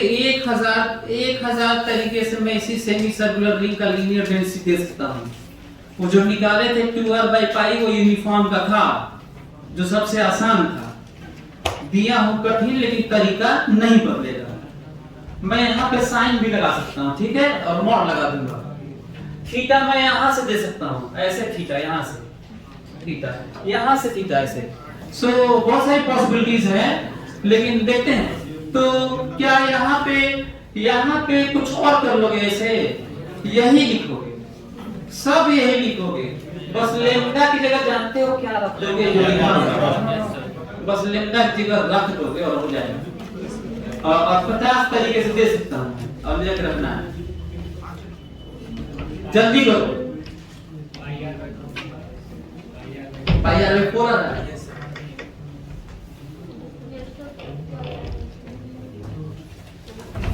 पाई r/4 नीचे कर दियो, 2r/पाई पाई r/4 बड़ी सटीक पाई r/2 हो जाएगा पाई r/4 ही आ रहा है। नीचे से नहीं ऐसा तो नहीं है, मतलब इसको करके तो नहीं करती, नीचे वाली कैलकुलेट की होगा। नीचे से sin थीटा में इंटीग्रेशन ऊपर आ गया होगा लेम्डा की जगह lambda naught cos theta r d theta r cos theta integration -π/2 to π/2 divided by lambda naught cos theta r d theta -π/2 to π/2। Value आ गया होगा। अच्छा, सिमेट्रिकली जिस तरीके से डेंसिटी इधर कम हुई है इधर भी कम हुई होगी, इसीलिए x वाला क्या हो गया है? 0। इसीलिए x वाला 0 हो गया है। सोचने में भी लग रहा है। y वाला निकालना है, तो y वाला ऊपर वाला क्या हो गया? क्या कांस्टेंट हो गया? Lambda naught r square constant, और अंदर में आ गया cos square theta d theta from -π/2 to π/2, और नीचे आ गया lambda naught r cos theta और आ गया cos theta d theta from -π/2 to ये जो एक्सप्रेशन आएगा, काटो मत अभी, ये जो एक्सप्रेशन आएगा वो किसका आएगा? मास। कितना है? 2 लैम्डा नॉट r। ये टोटल मास भी एक अच्छा क्वेश्चन है, ठीक है। सेंट्रल मास तो जो है वो है ही। Mass of the semi circular ring, ये भी अच्छा क्वेश्चन है जिसकी वैल्यू आप लोग निकाले हैं। ये वाला कैसे इंटीग्रेट करोगे? 1 प्लस cos 2 थीटा बाय 2। कोई दिक्कत? हाँ, तो ये वाला इंटीग्रेट करके देख लो, कर लोगे तुम लोग। तो आपको नहीं लगता है कि यहाँ से भी थीटा देके पूछा जा सकता था? यहाँ से थीटा, यहाँ से theta, sine theta, lambda naught sine theta mod. Mod क्यों लगाना पड़ रहा है यार? क्योंकि जब मॉड इसलिए लगाना पड़ रहा है साइन में, यदि यहां से थीटा दूंगा तो, अच्छा यहां से थीटा दूंगा तो तब नहीं लगाऊंगा मॉड। यहाँ से थीटा दूंगा तो नहीं लगाऊंगा। क्यों नहीं लगाऊंगा? क्योंकि आगे तक भी वही रहेगा, लेकिन यहाँ से थीटा दूंगा तो यहाँ पे साइन देके मॉड लगाना पड़ेगा। क्यों? क्योंकि वो माइनस, क्योंकि थीटा प्लस पे प्लस और थीटा माइनस तो लीनियर ऐसे माइनस क्यों होता है?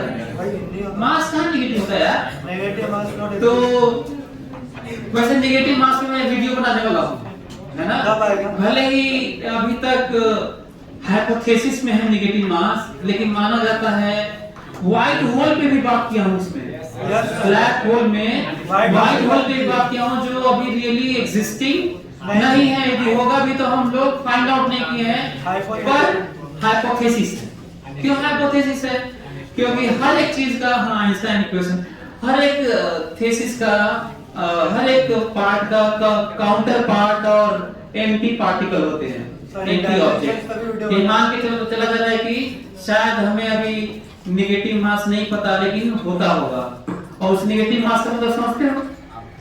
2 kg नहीं, -2 kg, और लगाया फोर्स 10 न्यूटन, तो लगेगा भाग में इधर 5 से। जानते हो कैसे? एक बराबर एक में लगाओगे, एक लिखोगे -5।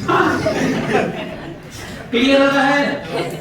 ऐसे वैसे भी रुबिडियम को माना जाता है कहीं पे एक्सपेरिमेंट किए और नेगेटिव मास किसी टेम्परेचर पे ऐसा बिहेव करने लगा है, लेकिन फिर वो क्लेम ज्यादा नहीं किए सर, हल्का फुल्का इधर उधर कहीं लिख दिए हैं सर, लिख के अपना बैठे भी हैं कि हम कुछ ऐसे किए हैं, ऐसा देखने को मिला।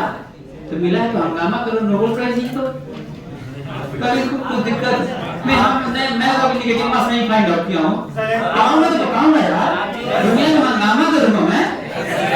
लेकिन नेगेटिव मास मेरे से पूछेंगे सर होता होगा नहीं, मैं कहोगे जरूर होता होगा। क्यों? क्योंकि हर एक का काउंटर पार्ट, एंटी पार्ट होता है। क्योंकि 2 पार्ट होते हैं ना, दिन रात, मेल फीमेल, सुख दुख, हेड टेल। तो मास, एंटी मास और एंटी मास का डेफिनेशन कुछ और है फिलहाल। क्या नेगेटिव मास एंटी मास का अंतर होगा? तो क्या नेगेटिव मास है कि नहीं वो बाद में देखा जाएगा, फिलहाल अभी हाइपोथेसिस में। चलिए thank you so much. High dimension से भी बनाना, तो बड़े डायमेंशन के ऊपर